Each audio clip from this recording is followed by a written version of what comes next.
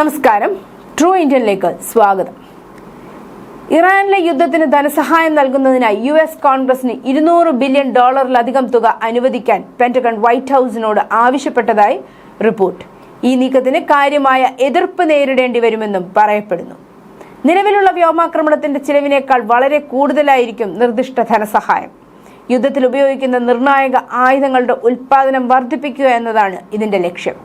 കഴിഞ്ഞ 3 ആഴ്ചയ്ക്കിടെ US Israel സൈന്യങ്ങൾ ആയിരക്കണക്കിന് ലക്ഷ്യങ്ങൾ ആക്രമിച്ചതിനാൽ അതിവേഗം തീർന്നുപോയ കൃത്യതയുള്ള യുദ്ധോപകരണങ്ങൾ സംഭരിക്കുന്നതിനാണ് പ്രതിരോധ വകുപ്പ് വലിയ ഫണ്ടിംഗ് പാക്കേജുകൾ തേടിയിരിക്കുന്നത്.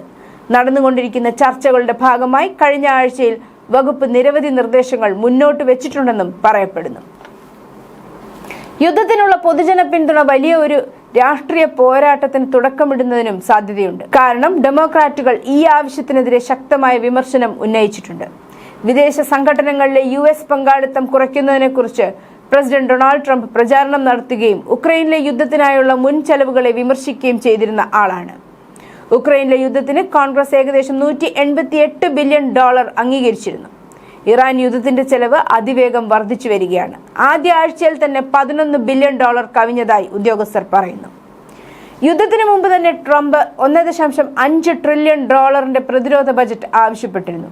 ഈ നിർദ്ദേശം white house office of management and ബജറ്റിൽ നിന്ന് ആഭ്യന്തര എതിർപ്പിന് കാരണമായി. ഇന്റലിജൻസ് പ്രവർത്തനങ്ങൾക്കുള്ള അധിക ധനസഹായവും അന്തിമ പാക്കേജിൽ ഉൾപ്പെടുത്തണമെന്ന് നിയമനിർമ്മാതാക്കൾ സമ്മർദ്ദം ചെലുത്തുന്നുമുണ്ട്. കൂടാതെ ഇറാനെതിരായ സൈനിക നീക്കത്തിൽ US സൈന്യം അടുത്ത ഘട്ടങ്ങൾക്കായി തയ്യാറെടുക്കുന്നതിനിടെ മിഡിൽ ഈസ്റ്റിലെ പ്രവർത്തനം ശക്തിപ്പെടുത്തുന്നതിനായി ആയിരക്കണക്കിന് US സൈനികരെ വിന്യസിക്കുന്നതിനെക്കുറിച്ച് പ്രസിഡന്റ് ഡൊണാൾഡ് ട്രംപിന്റെ ഭരണകൂടം പരിഗണിക്കുന്നതായും റിപ്പോർട്ടുണ്ട്. US പ്രവർത്തനങ്ങൾ വിപുലീകരിക്കുന്നതിനെക്കുറിച്ച് ട്രംപ് ആലോചിക്കുന്നത് അദ്ദേഹത്തിന് കൂടുതൽ ഓപ്ഷനുകൾ നൽകാൻ ഈ വിന്യാസങ്ങൾ സഹായിച്ചേക്കാം എന്ന് കരുതുന്നത് കൊണ്ടാണ്.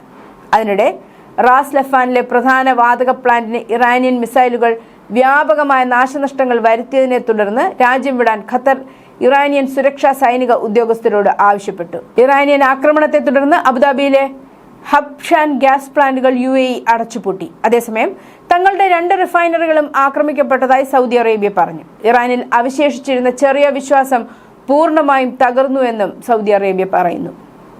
ഇസ്രായേലിനെതിരെ ഇറാൻ നടത്തിയ പ്രതികാര ആക്രമണങ്ങളിൽ ടെലവീവിലും അധിനിവേശ വെസ്റ്റ് ബാങ്കിലും 4 പേർ കൊല്ലപ്പെട്ടു. വടക്കൻ ബന്ദർ അൻസാലിയയിലും സൗത്ത് പാർട്സ് ഗ്യാസ് ഫീൽഡിലും ഇറാന്റെ നാവികസേനയെ ഇസ്രായേൽ ആക്രമിച്ചതിനു ശേഷമാണ് ഈ സംഭവ വികാസങ്ങൾ ഉണ്ടായത്.